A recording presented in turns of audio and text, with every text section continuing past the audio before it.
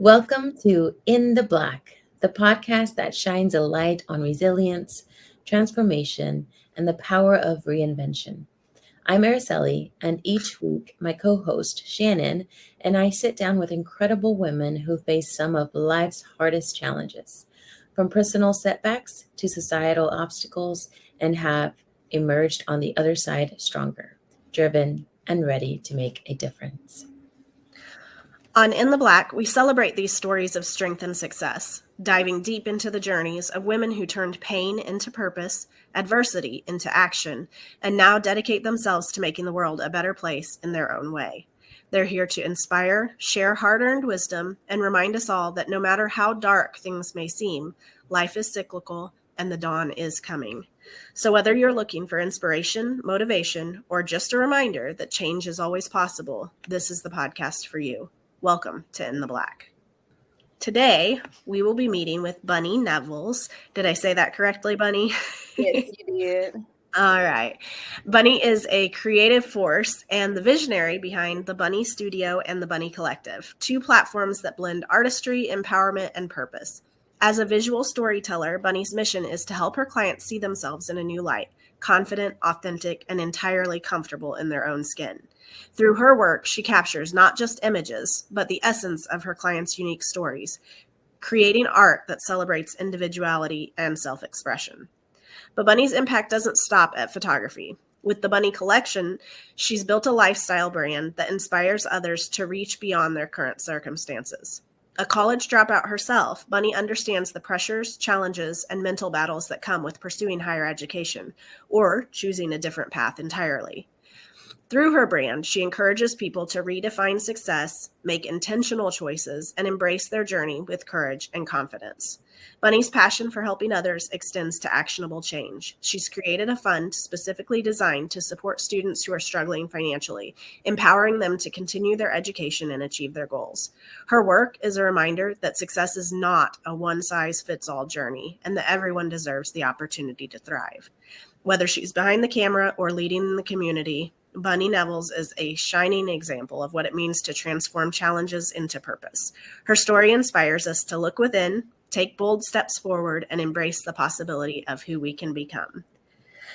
Bunny, how about you introduce yourself to everyone? Hey everybody, my name is Bunny. I am the founder and owner of the Bunny Studio and the Bunny Collection.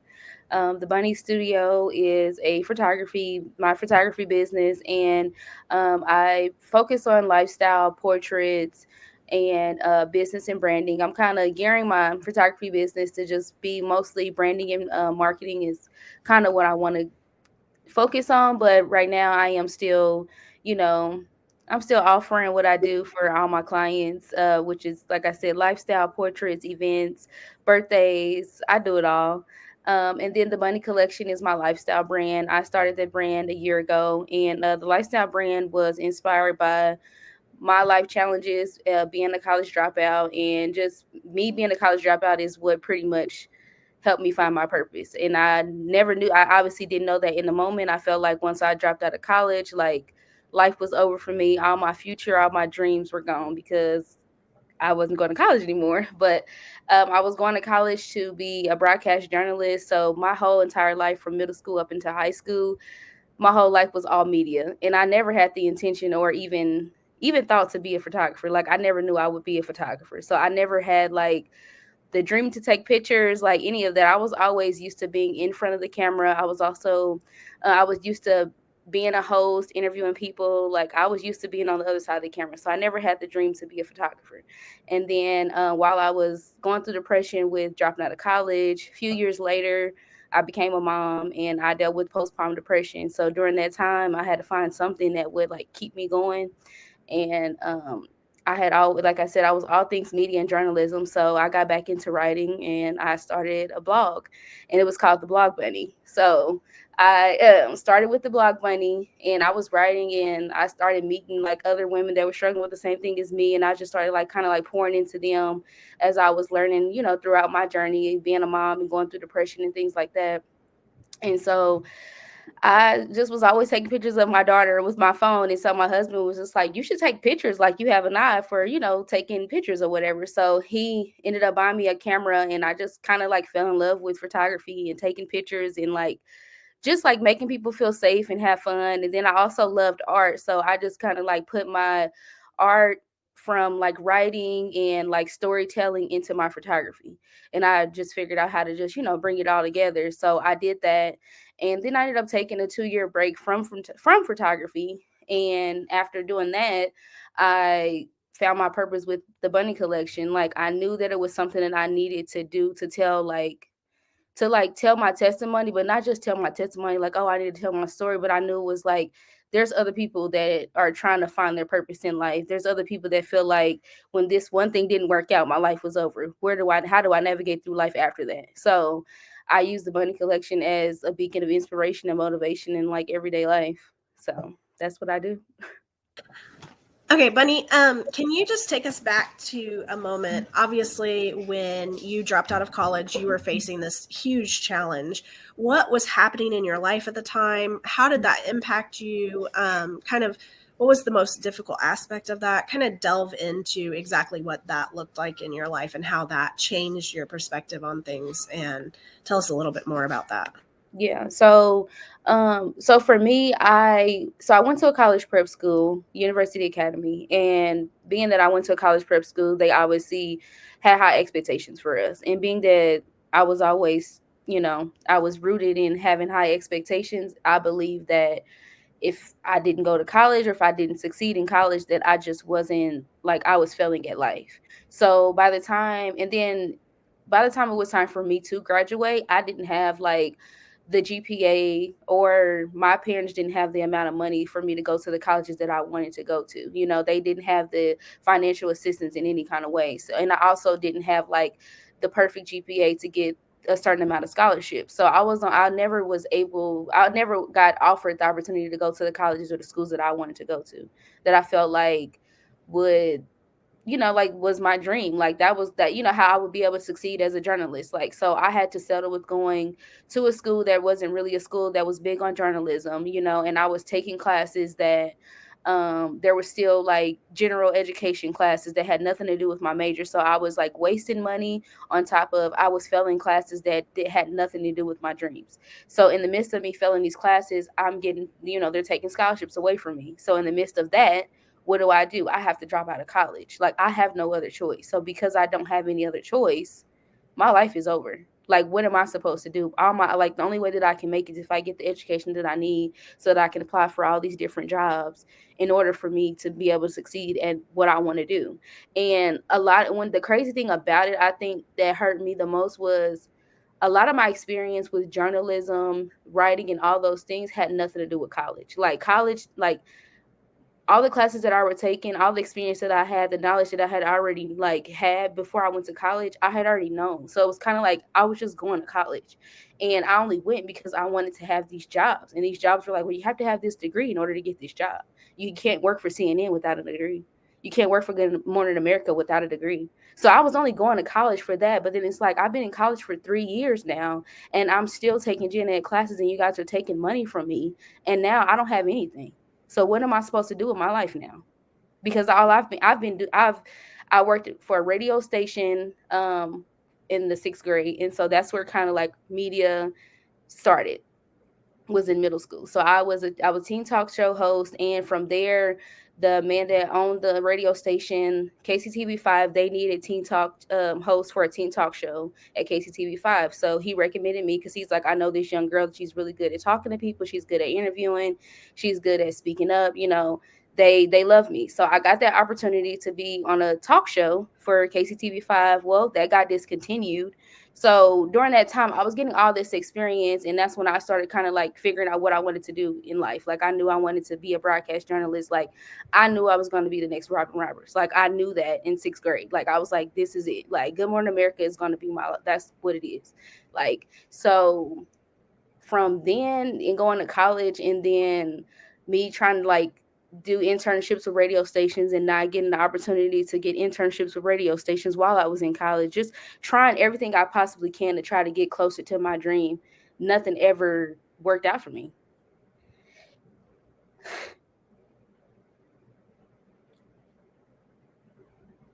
I'm sorry.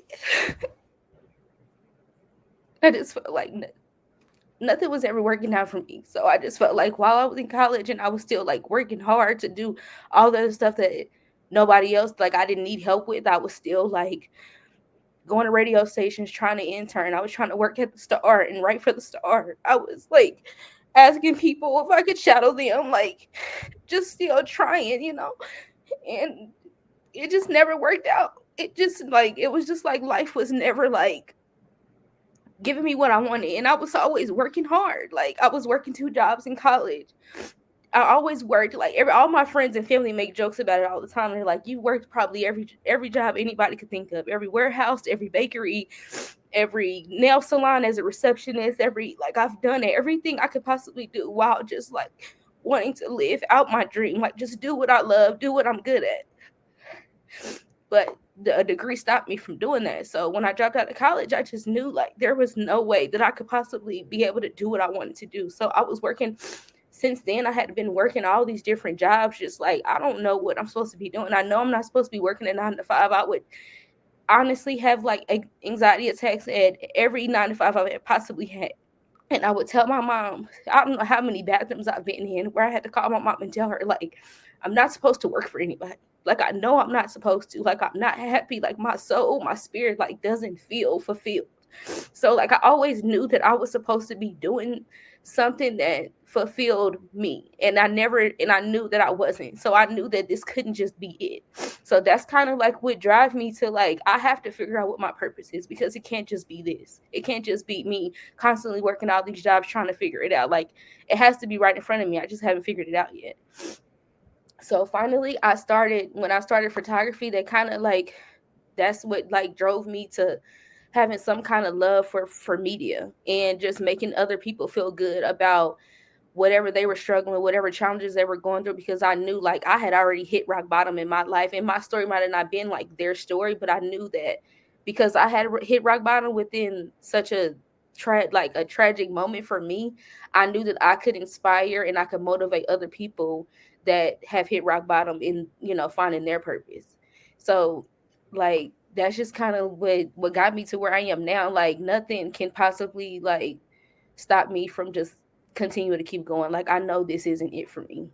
So that's really what drove me to believe like this can't just be it. Like there's something there. Like there's something that I have to share and I have to give to somebody. Did you feel supported by others during that time, or was it something you had to face largely on your own? Um yeah, I did feel supported by other people. I don't I don't know. I don't know if everybody felt, I guess, knew how bad it was per se. Like, I guess people are like, "Oh, you dropped out of college." Like everybody drops out of college. Like that's normal. But I don't think people knew how much it really affected me. Like, yeah, I don't think. Like, I mean, sometimes I don't even. I didn't even realize for so long how much it really affected me. So that's why I feel like a lot of people didn't, because I didn't express it as serious as I known it to be. Like I didn't know how, like, like how hard it really like hurt me, and how like my thought process and how I dealt with life. Like dropping out of college made me believe like nothing's gonna work out for me. Like that was my thought process. Like if one bad thing is gonna happen, it's gonna continue to be that way. So I don't think people knew how hard it was. So I mean, I think if I would have maybe been more expressive about how hard it was, I probably would have more support. But I mean, I was still supported. Like again, my mom, like she knew, but yeah. At what point did you decide that you wanted things to be different? Was there a specific moment that sparked this change, or was it a gradual realization? I would say it was a gradual realization. Like this, yeah, it was a gradual realization. Like this can't be it. Like this, yeah. So once you made that decision to shift and to look into photography, you said that was kind of inspired by your husband. Mm. How did you begin that journey toward the work that you're doing now? So when I started doing photography, I was taking pictures of my daughter just at home and stuff, and then I started like practicing with my friends and having them like come to the house and just doing like just getting used to just using a camera, like because like again I was used to being on the other side of the camera, so just to be like taking pictures and looking at it, like trying to find like my style and studying other photographers, learning how to use a camera, learning lighting, like just all these different things. I mean, I'm learning a whole new thing now. So once I got to that point, I was, I guess over time I was just like, I just need to figure out what my style is, like I don't want to overwhelm myself. So I just started, like I said, I just did everything. I was doing portraits, I was like offering free shoots. And then when as I started getting better, then I started charging people. But in the beginning, I was just practicing a lot. And then I just study. Were there any smaller victories or breakthroughs with your photography during this transitional time that gave you like a glimpse of hope or Yeah. that? That I could do something with it. Mhm. I think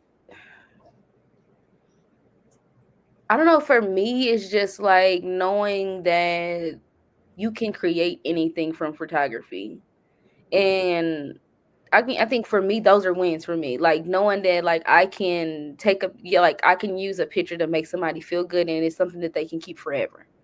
So like once I started realizing how much photography was a gift to people, that's when I started like I don't know, I started taking it a little bit more serious because I'm like, this is another gift that I can give people. I can't, it's not just, oh, through this I can motivate you, but I can also give you something that you can take, something that you can remember, an experience that you had where you felt safe. Like, so I feel like with photography, those were when I felt like I was winning. Like those were wins for me. Like just making people feel good because I feel like I always needed that too, like somebody to like push me or somebody to make me feel good or somebody to make me feel safe in a moment. So I think those are wins for me. Like, yeah. So, as an entrepreneur, I know things get hard a lot, especially in the beginning phases. Was there ever a moment that you felt like giving up? And what helped you push through that? So yes, I probably want to give up a lot, but I think now I'm at a place where I don't want to give up, but I did for a long time because photography is such a like oversaturated business, and it's like there's a million photographers and anybody can go to somebody else. So it's kind of like, why should I keep trying to take pictures when there's 1,000 other people that do it? But then I start realizing like we all offer something different. Like we all offer a different experience, we all offer different styles, different prices.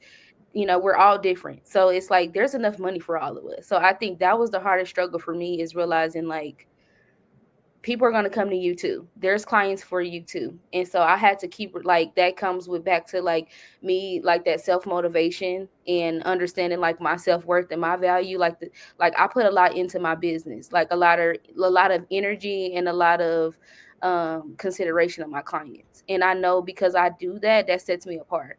So I feel like that's how I overcame that thought process and that difficulty. Like, oh, I'm not going to make this amount of money because, this, that, or the third. Like, I know that at the end of the day, nobody is Bunny. When you come to the Bunny Studio, you only get this experience at the Bunny Studio. Not to say nobody else has better experiences, but I know my experiences is what it is and it can't be duplicated. So I think that's how I overcome that struggle. What advice would you give to someone facing a struggle similar to yours who might be feeling unsure of how to make a change? The first thing I would say is don't hide from what you're going through. Like don't like be honest with yourself and be upfront. And I say that because a lot of times we'll try to like lie to ourselves or be delusional just to try to like act like it's not real. Like, oh, I'm not really going through that. Oh, that really doesn't. It's not that bad. Like I said, with me dropping out of college, like I think I try to make myself believe it wasn't that bad or like I wasn't that depressed or it wasn't really affecting me that much. But in reality, it affected me like my mental, my like spiritually, like emotionally, like it affected me. So I think for a lot of people, I think for somebody that's struggling right now, like be honest with yourself and be honest with other people and be more open and expressive about what you're going through because you honestly never know who's like right next to you willing to just like be there for you, help you get through it. Like, you don't have to go through things alone. And a lot of times we don't want help, or we feel embarrassed, or again, we just try to psych ourselves out of stuff just to try to get through it. And I just feel like, don't try to get through it, actually go through it. I love that. So we have a couple of closing questions, and I always start with in the black is the kind of parody of the financial term in the black, meaning that you've created a positive place for your life. What does being in the black mean to you personally? I think being in the black means to me personally is finding who you become and finding your purpose in the darkness. Like, I feel like, yeah, being in the black is when you find your purpose. Being in the dark, that's like, yeah, my darkest moments is when I found out who I really was. So how do you envision your work and your impact growing in the future? I envision my impact to be to inspire other people to do exactly what they love. Like, don't just settle just because you feel like there's nothing else out there for you. Like, if you have a dream, like, go for it. Like, just don't settle. I genuinely just, I feel like I want my impact to be just that. Do not settle. Do not give up on yourself. There, you have a purpose. We're here for a reason, and I feel like we have to just go for it. What's next on your journey, Bunny? So I am actually rebranding the Bunny collection. My last collection was the Mother's Day collection. Ain't No Hood Like Motherhood. That was in May. So I stopped there to rebrand because there's a lot of things that I want to do with the Bunny collection. So my next collection, I guess I'll go ahead and drop it. I am working on a podcast. So when I rebrand, I'll be introducing a podcast, and that will be the next thing in line to pretty much present like my first gift, which is interviewing and talking to people and being in front of the camera. So I'm, I'm. It's like life's making a full circle. So yep, that's what's next. That's so awesome. Yeah. If someone else wanted to pursue their passions, what is your number one best piece of advice for them? Um,